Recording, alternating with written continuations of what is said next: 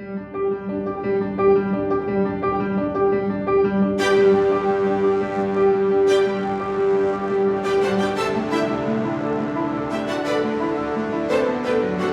ever feel judged when you're somewhere? How I feel about myself directly reflects on how I take care of myself. I think you need to feel good, to look good, and to present yourself good. Hello, everyone, and welcome back to Big Man, Big Problems podcast. My name is Julio, and I am your host. And, I started this podcast to talk about the problems of being a big man. And I really try a lot of times to make some of these episodes a little lighter, a little more fun, and sometimes they end up being a little more deeper and introspective. And sometimes there's just those that are a reality of being a big person, not just a big guy, but a big person. So I'll ask you a question. Do you ever feel judged when you're somewhere? Do you ever have an issue with confidence, not only about your appearance, but maybe what you look like, how you smell, how you're feeling about yourself at that moment? Hygiene is an important issue when you're a bigger person. Why?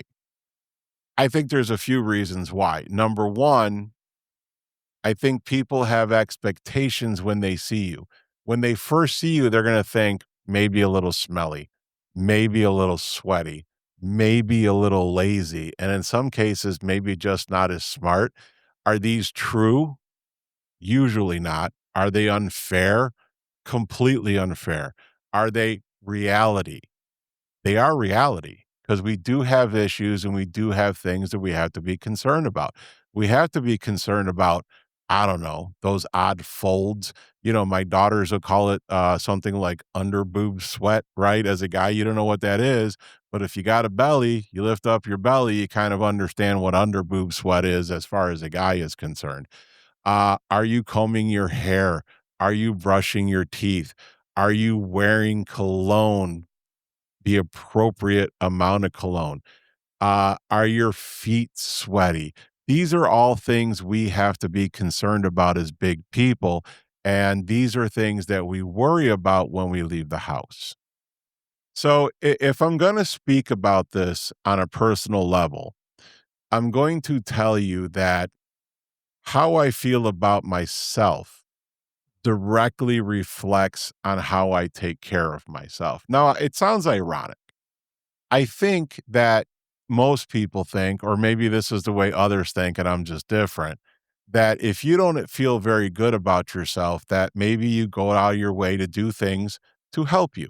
Like maybe then you'll go out of your way to get a haircut, or you'll go out of your way to use maybe a different cologne, or maybe a different moisturizer, or what the case may be. I'm very much the opposite, and I think this is true for a lot of us. When I don't feel good about myself, I tend not to take care of myself. So I tend maybe not to put on a facial moisturizer. I tend maybe not to care that my feet are getting all dry and crackly. I tend not to care that I'm wearing the right cologne or that I got a haircut. But when I am feeling good about myself, it seems that I really go out of my way to do those things.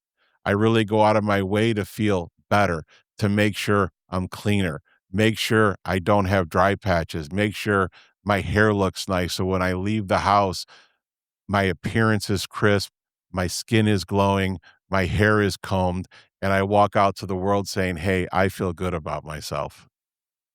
There's a irony to being a big person. Whereas you would think that going out and getting the haircut, going out and getting maybe a manicure, going out and buying a new shirt would make you feel better. But the irony for us is that it's the exact opposite. I'm here to talk about it so that we change those habits. I'm here to talk about it to say when you're not feeling good about yourself, you still have to pick yourself up and present yourself to the world. So, what you got to do is just get yourself on a routine. You got to do some checks before you leave the house. You got to look in the mirror and say to yourself, hey, my hair's combed. Hey, I brush my teeth. Hey, I put on antiperspirant. And you know what? Today I'm not going to smell. When I took a shower, took a lot of care to make sure that every part of my body was clean today. So I don't have to feel less confident when I'm standing next to somebody in a busy or cramped elevator, that when I sit down, no one's going to look at me and say, "Hey, where's that smell coming from?" I wash my face. I trim my facial hair. I wear not only the appropriate amount of cologne, but the appropriate cologne for my body type. So if you go online and the world is all about TikTok and Instagram, and everybody gets into a lot of ridiculous arguments about a lot of different things. Currently, should you use the washcloth or do you just put a bar of soap in your hand? Do you use a bar of soap or do you use a body wash? Do you use a loofah or do you use some kind of a charcoal scrubbing device? Should you actually put a scrubbing thing on your face or do you need to be more gentle on your face? I think it's wonderful that people get into these videos. I think it's wonderful that people debate them. I think it's even more wonderful that people are actually concerned about cleaning themselves.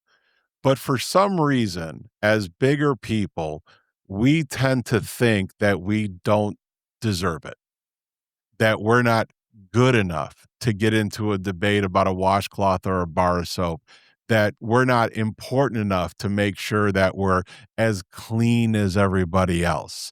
What I want to say is, or how I feel is, we deserve it. We deserve to be in the conversation as anybody else. I mean, dang, if anybody needs to clean better, we got more surface area. So we need to worry about the total amount of surface area and we need to get to it. No more should you sit back and wear a shirt that has a stain in the front from the burrito you ate last week outside of a Casey's. No more should you leave the house because you ate with your hair messed up because you think nobody's going to notice.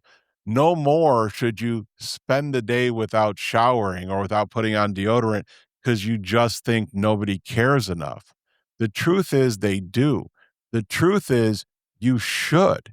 You should care enough to do those things. I want you to leave comments saying, "Hey, I use 5 different moisturizers. I use one on my face in the morning, I use one on my face in the evening. I have one for my legs and my arms and my body. I have another one for the bottoms of my feet, so when I wear sandals, I don't have all that nasty, crusty stuff on the bottom." I want you to talk about your routine as far as eye bags and those, I don't know, those rollers that you put on your face. I actually own one. I have no idea how to use it. I'm going to be very, very honest.